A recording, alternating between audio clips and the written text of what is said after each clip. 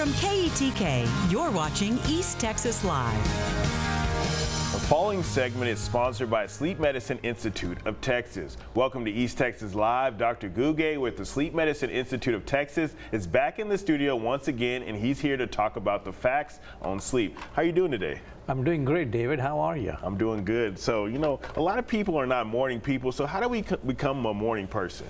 That is a great question. You know, everybody wants to be a morning person because that means you're going to look great at work. You're going to get brownie points from everybody.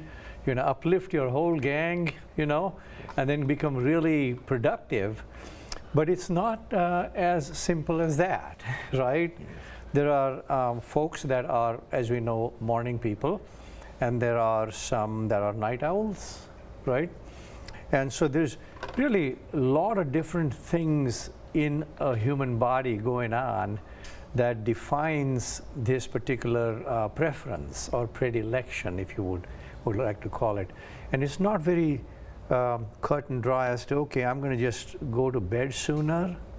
You'd think that would do it, but it doesn't, because then they're sitting there or lying down there looking at, you know, the ceiling, and they can't fall asleep. And so you have to break it down into its components. One of them is the fact that you have certain genetics. You know, there's a whole lot of chronobiology process that goes on that is based upon genetics that determines your preference, whether you like to be more alert and awake in the morning or in the mid-afternoon or late in the evening, right? So there's 4 categories, generally speaking. You know, the lion kind of person that wakes up early and then half the day they're asleep. You know, then there's the bear kind of person, which is the middle of the run. That's they wake up at 6, 7. They can go well till 5, 6. Then they start winding down. You know, then there's others that are like the wolf that are awake at night, right? And during the day, you can't find them, right?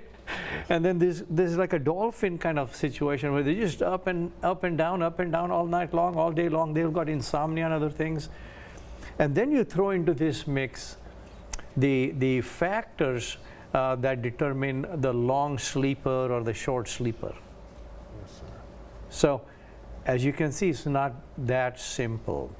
But generally speaking, you can take a person and you can change a little bit of what they're doing, right? So for example, if you're a night owl and you got a day job and you really need to be doing well with your day job, then there are ways you can improve your ability to wake up earlier. For example, you can take a bright light box and set an alarm early in the morning, wake up and sit in front of the bright light box. Okay. Yes, sir. Or you can take melatonin, you know, early in the evening, and then that way you can go to sleep sooner.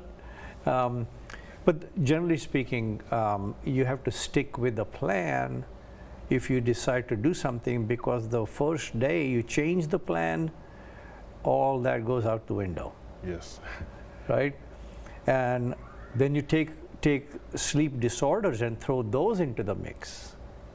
Or people want to exercise in the evenings after work, and some think, hey, I can go out and run on the street or ride my bicycle in broad daylight at 5:30, 6 o'clock, and then they can't fall asleep soon. So when would you exercise? What time would you get up? Fix that time. What time would you like to go to bed? Fix that time. Make sure you don't have caffeine after a certain time of the day if you're sensitive to caffeine. Get that melatonin in if you really have difficulty going to bed early.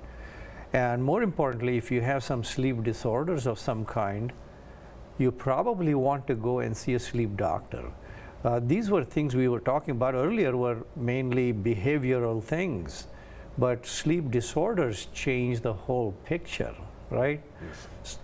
If you're having trouble staying awake, difficulty focusing, then maybe there is something else going on. Yeah. Yes, sir. And you know, where can people get more information about this? You can go to our website, www.sleeptyler.com, or Sleep Medicine Institute of Texas. You can Google us.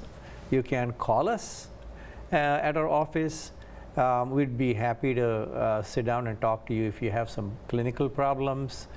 And if you just want to get a good feel of how you can improve your productivity and performance at work, or in athleticism or other things. Yes, sir. Well, thank you so much for coming in and telling us all about it.